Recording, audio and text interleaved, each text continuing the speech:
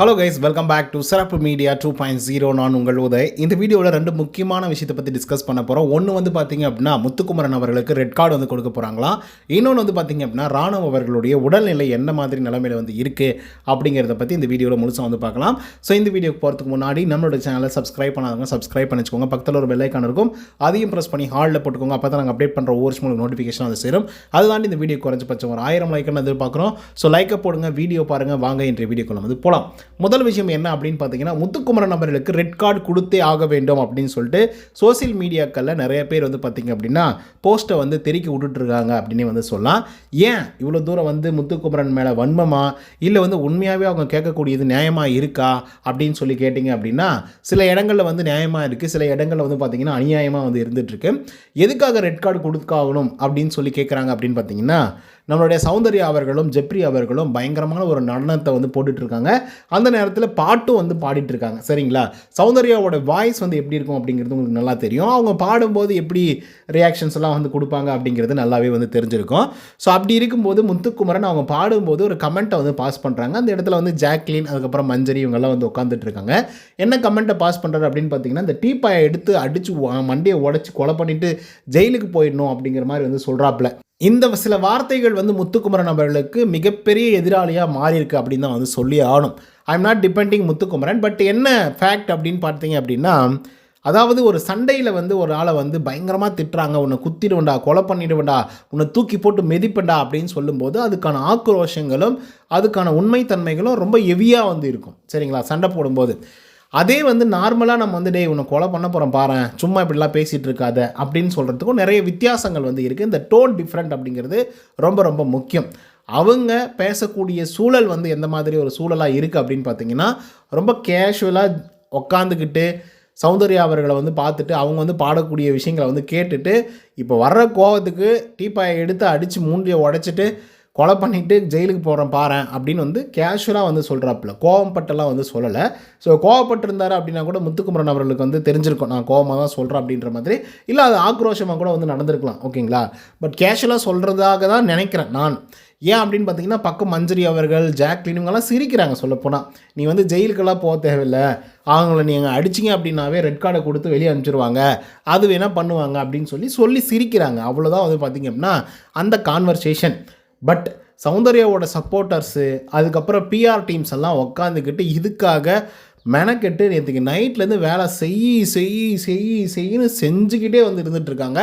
சொல்லப்போனால் முத்துக்குமரனுக்கு ரெட் கார்டை வந்து கொடுத்தே ஆகணும். இதை வந்து எப்படி இவங்க வந்து சொல்லலாம், கொலை பண்ணிவிடுவேன்னு சொல்கிறாரு, கொலை மிரட்டல் விடுகிறார் அப்படின்னு சொல்லி எல்லாம் வந்து பேசிகிட்டு இருக்காங்க. I don't understand actually. So இப்போ நார்மலாக நம்ம ஃப்ரெண்ட்ஷிப் கூட வந்து பார்த்திங்க அப்படின்னா, உன்னை சாவடிச்சிரும்டா, சும்மா அந்த மாதிரிலாம் பண்ணிகிட்டு இருக்காத அப்படின்னு சொல்கிறதெல்லாம் வழக்கம் தான். பட் டோன் வந்து பார்த்திங்க அப்படின்னா ரொம்ப முக்கியம் இல்லையா? ஸோ அவர் சொன்னது வந்து பார்த்திங்க அப்படின்னா ரொம்ப பயங்கரமான ஒரு ஹார்டான ஒரு டோன் கிடையாது. நார்மலாக கேஷுவலாக சொல்கிறாப்புல. மஞ்சரி, ஜாக்லின் எல்லாம் சிரிக்கிறாங்க. ஸோ எல்லாருடைய மனநிலையும் அந்த மாதிரி தான் வந்து இருந்துகிட்ருக்கு. ஸோ ஆனால் இது வந்து கண்டிக்கக்கூடிய ஒரு விஷயம் தான். இந்த மாதிரி வார்த்தைகளை வந்து யூஸ் பண்ணக்கூடாது. என்ன தான் அது விளையாட்டாக இருந்தாலும் சரி, ஜாலியாக சொல்கிறதா இருந்தாலும் சரி, அந்த வார்த்தைகளை யூஸ் பண்ணியிருக்கக்கூடாது. அதுவும் முத்துக்குமரன் யூஸ் பண்ணியிருக்கவே கூடாது. ஸோ இங்கே இப்போ வெளியே வந்து நிறைய வேலைகள் வந்து நடக்குது. ஒரு சில வார்த்தைகளை வச்சு மட்டுமே ட்விஸ்ட் பண்ணி நிறைய விஷயங்களை வந்து பண்ணிகிட்ருக்காங்க. ஸோ அப்படி இருக்கும்போது முத்துக்குமரன் இந்த மாதிரி வார்த்தைகள்லாம் விடும்போது கண்டிப்பாக அது அவருக்கு அகெயினஸ்ட்டாக மாறதுக்கு வாய்ப்புகள் இருக்குது. அதுதான் வந்து பார்த்திங்க அப்படின்னா இந்த பிரச்சனை வந்து நடந்துகிட்ருக்கு அப்படின்னு நான் நினைக்கிறேன். பட் அதுக்காகவெல்லாம் ரெட் கார்டு கொடுக்கறதுக்கெல்லாம் வாய்ப்புகள் கிடையாது அப்படிங்கிறதையும் நான் வந்து வெளிப்படையாக சொல்லணும் அப்படின்னு நான் நினைக்கிறேன். அதுக்கப்புறம் ராணுவோட மேட்டருக்கு வந்து வருவோம். ஸோ ராணுவோட விஷயத்தில் வந்து பார்த்திங்க அப்படின்னா அவருக்கு பயங்கரமாக ஷோல்டரில் அடிபட்டிருக்கு அப்படிங்கிற நியூஸ் தான் வந்து இப்போதைக்கு வந்து வந்துட்டுருக்கு.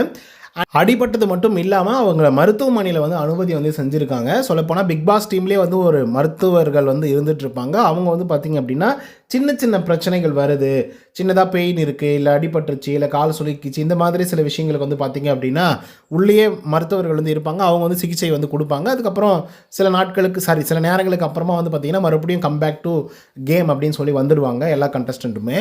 பட் இது வந்து ஒரு பெரிய இஷ்யூ தான். ஸோ பெரிய இஷ்யூவாக வந்து மாறி இருக்குது.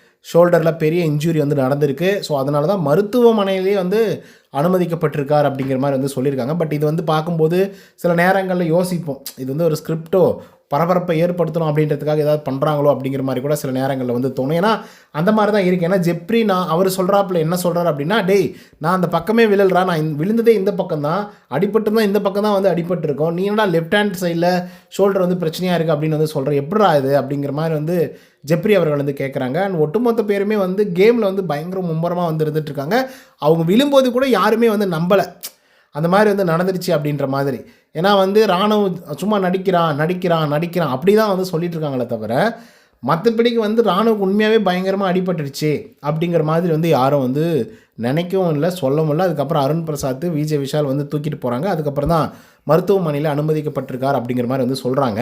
பட் கம்பேக் கொடுப்பாரா அப்படின்ற கேள்வி தான் இப்போதைக்கு வந்து இருந்துகிட்ருக்கு. கண்டிப்பாக கம்பேக் கொடுக்கறதுக்கான எல்லா வாய்ப்புகளும் வந்து இருந்துகிட்ருக்கு. ஒருவேளை அந்த இன்ஜுரி சின்ன ஒரு இன்ஜுரியாக இருந்துச்சு அப்படின்னா.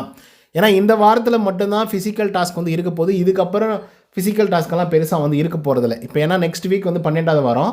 ஸோ 12வது வாரத்தில் வந்து பார்த்திங்க அப்படின்னா ஃப்ரீஸ் டாஸ்க் வந்து நடக்கும். சொல்லப்போனால் வந்து ஃபேமிலி ரவுண்ட்ஸ் வந்து வரும். ஓகேங்களா, ஃபேமிலியிலேருந்து ஒவ்வொரு கண்டஸ்டண்ட்டையும் வந்து பார்ப்பாங்க.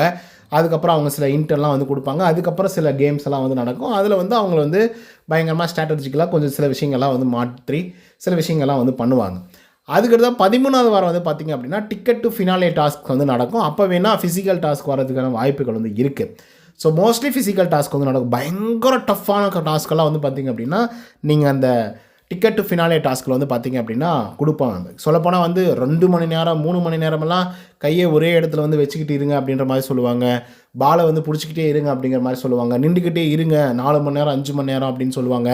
நைட்டெல்லாம் வந்து கையை வச்சுக்கிட்டே இருக்கணும், தொட்டுக்கிட்டே இருக்கணும் ஒரு சவுற்று மேலே அப்படிங்கிற மாதிரி வந்து ஒரு சில டாஸ்க்கெல்லாம் வந்து கொடுப்பாங்க. ஸோ இந்த மாதிரி டஃப்பான டாஸ்க் எல்லாமே வந்து பார்த்திங்க அப்படின்னா கொடுக்கப்படும். ஸோ ஃபிசிக்கலாக பயங்கரமாக டஃப்பாக வந்து இருக்கும். ஸோ அதனால் அப்படியே நம்ம யோசித்து தான் பார்க்கணும். இந்த வாரம் வந்து ஃபிசிக்கல் டாஸ்க் இருக்க போகுது, நெக்ஸ்ட் வீக் வந்து ஃபிசிக்கல் டாஸ்க் இருக்க போகிறதில்ல. பட் அதுக்கடுத்த வாரம் வந்து பார்த்திங்க அப்படின்னா ஃபிசிக்கல் டாஸ்க் வந்து இருக்க போகுது. பட் என்னை பொறுத்த வரலையும் டிக்கெட் டு ஃபினாலே டாஸ்க்கு வந்து நான் கம்ப்ளீட் பண்ணணும், விளையாடணும் அப்படின்னு நினச்சா ராணுவ அவர்கள் வர தேவையில்லை. ஏன்னா அவருக்கு வந்து ஒரு வேளை இன்ஜுரியாக பயங்கரமாக முடியவே முடியாது அப்படிங்கிற கட்டத்தில். ஆனால் எனக்கு வந்து டிக்கெட் டு ஃபினாலே டாஸ்க்கே வேணாம்ப்பா, நான் வந்து அது வாங்கவே போகிறதில்ல, எனக்கு அது தேவையும் இல்லை அப்படிங்கிற மாதிரி ஒரு முடிவில் வந்து ராணுவ அவர்கள் இருந்தார் அப்படின்னா மேபி கம்பேக் கொடுக்கறதுக்கான வாய்ப்புகள் இருக்குது. பட் இப்போ வந்த தகவலின்படி அவர் நல்லா தான் இருக்கார், சீக்கிரமாக வந்துடுவார் அப்படிங்கிற மாதிரி அப்டேட் தான் வந்து பார்த்திங்க அப்படின்னா வந்துட்டுருக்கு நமக்கு. So soon as possible you will come back. இன்னொரு பக்கம் வந்து பார்த்திங்க அப்படின்னா கண்டஸ்டண்ட்டுங்கள்லாம் பிடிச்சி பொலன்னு வந்து பொழந்துட்டுருக்காங்க ரசிகர்கள்லாம் வந்து சேர்ந்துக்கிட்டு. குறிப்பாக வந்து பவித்ரா அவர்களை, ஏமா அவன் அடிப்பட்டு கீழே விழுந்து கத்திட்டு இருக்கான், கதறிட்டு இருக்கான், வலிக்குதுன்னு வந்து சொல்லிட்டு இருக்கான், அடிபட்டுடுச்சுன்னு சொல்லிட்டு இருக்கான், நீ என்னம்மா செங்கலை பிடிச்சி அடிக்கிட்டு இருக்க அப்படிங்கிற மாதிரி வந்து சொல்லிட்டு இருக்காங்க. அதுக்கப்புறம் ஜெப்ரி உனக்கு அவன் ஆல்ரெடி வந்து சில விஷயத்தை வந்து பண்ணதுனால இப்போ அவன் மேலே வன்மத்தை வந்து காமிச்சிட்டு இருக்கேடா அப்படிங்கிற மாதிரி வந்து ஜெப்ரியை பிடிச்சி பொலன்னு வந்து பொழந்துட்டு இருக்காங்க. ஜெப்ரிக்கு வந்து ரெட் கார்டு கொடுங்க, பயங்கர வயலண்ட்டாக வந்து கேம் ப்ளே பண்ணியிருக்கான் அப்படிங்கிற மாதிரி சில பேர் வந்து பேசிகிட்டு இருக்காங்க. அவருக்கு ரெட் கார்டு கொடுக்கறதுக்கெல்லாம் வாய்ப்புகள் இல்லை. ஏன்னா நமக்கே முழுமையாக தெரியாது என்ன நடந்துச்சு அப்படின்னு சொல்லி நம்மளா ஒரு விஷயத்தை வந்து கிரியேட் பண்ணி முத்துக்குமரனுக்கு ரெட் கார்டு கொடுங்க அப்படின்னு சொல்கிறது, அப்புறம் ஜெப்ரிக்கு வந்து ரெட் கார்டு கொடுங்க அப்படின்னு சொல்கிறதெல்லாம் வந்து நம்மளால் ஏற்றுக்க முடியாது. அதுக்கு வாய்ப்புகளும் இல்லை. ஆக்சுவலாக சொல்லப்போனால் வயலண்ட்டாக ஒரு வேளை ஜெப்ரி அவர்கள் ராணுவ அவர்களை வேணுத்துக்குனே அடித்து உதைச்சி கீழே தள்ளி விட்டுருந்தா அது வேறு விஷயம். ஸ்லிப்பாகி கீழே விழுந்து அது வேறு வழியே இல்லாமல் ஜெப்ரி அவர்கள் அவர் மேலே விழுந்து ஒரு வேளை அந்த மாதிரி காயம் ஏற்பட்டிருந்தால் இது ஃபிசிக்கல் டாஸ்கில் சகஜமான விஷயம். ஸோ அதெல்லாம் நம்ம பெருசு பண்ணவும் முடியாது ஒன்று. ஆனால் நம்ம கண்டிக்க வேண்டிய விஷயம் என்னென்னா அவருக்கு அடிபட்டுருது அப்படின்னு தெரிஞ்சியும் வந்து இல்லை அவன் நடிக்கிறான் அப்படின்னு சொன்னதுக்கு வேணால் நம்ம கண்டிக்கலாமே தவிர அதுக்காக அவருக்கு வந்து ரெட் கார்டெல்லாம் கொடுக்கறதுக்கான வாய்ப்புகள் இல்லை. என்னை பொறுத்த வரலையும் கொடுக்க வாய்ப்புகள் இல்லை அப்படின்னு தான் நான் நினைக்கிறேன். அது வந்து 2வது விஷயம். 3வதாக வந்து பார்த்திங்க அப்படின்னா அருண் பிரசாத் அண்ட் விஜய் விஷாலை நிறைய பேர் வந்து பாராட்டுறாங்க. ஏன்னா இப்போ தான் அது உங்களுக்கு வந்து பாயிண்ட்டு, அவங்க பிஆர்ஸ் எல்லாம் வேலை செய்யணும்ல. அதனால் வந்து அப்பா அருண் அவர்கள் தான் ஃபஸ்ட்டு போய் நின்றார், அவர் தான் வந்து தூக்கிட்டு போனார் அப்படின்னு சொல்லி ஹெல்ப் பண்ணுவாங்கடா. ஏன்டா அவங்க வந்து நடிக்கிறானோன்னு நினச்சிட்டாங்கடா, அவ்வளோதான்டா. ஏன்னா அந்த இடத்துல கேம் வந்து போயிட்டுருக்கு, அது வந்து அவன் வலிக்கிற மாதிரி வந்து பண்ணுறதே ஒரு கேமாக கூட இருக்கலாம் அப்படின்னு அவங்க நினச்சிருக்கலாம். ஏன்னா இதுக்கு முன்னாடி ராணுவ அவர்கள் அந்த மாதிரி நிறைய விஷயங்களை வந்து பண்ணியிருக்காங்க. அதனால தான் ராணுவம் வந்து யாருமே நம்ப மாட்டேங்கிறாங்க. ஸோ நம்ம என்ன செய்கிறோமோ அதுதானே விளையும், நம்ம என்ன விதைக்கிறோமோ அதுதானே விளையும். ஸோ அதை வந்து முதல்ல புரிஞ்சிக்கணும். ஸோ அதனால தான் வந்து எல்லாருமே தொலைவாக நின்று அவன் நடிக்கிறான், நடிக்கிறான் அப்படின்னு வந்து சொல்கிறாங்களே தவிர மற்றபடிக்கு யாருக்கும் பெரிய இன்டென்ஷன்லாம் இல்லை. அவன் வந்து எப்படி போனால் என்ன இருக்குது, அவன் செத்து போனால் கூட என்ன இருக்குது அப்படிங்கிற மாதிரிலாம் எனக்கு தெரிஞ்சு உள்ளே இருக்கிறவங்கலாம் ஒரு மனிதாபிமானத்தோடு தான் வந்து இருக்காங்க அப்படின்னு நான் நம்புகிறேன். ஸோ அதனால் இந்த ஒரு விஷயத்தை வந்து சொல்கிறேன். ஸோ இதை பற்றின உங்களோட கருத்துக்கள் என்ன அப்படிங்கிறத கமெண்ட்டில் சொல்லுங்கள். Raanav soon as possible he will come back to Bigg Boss season 8. So maybe இந்த வாரத்துக்குள்ளே கூட வரலாம், அப்படி இல்லைனாக்கா நெக்ஸ்ட் வீக்கில் வந்து வரலாம். அதுக்கெல்லாம் அலோடு இருக்குது, நீங்கள் இன்னும் பயப்பட தேவையில்லை.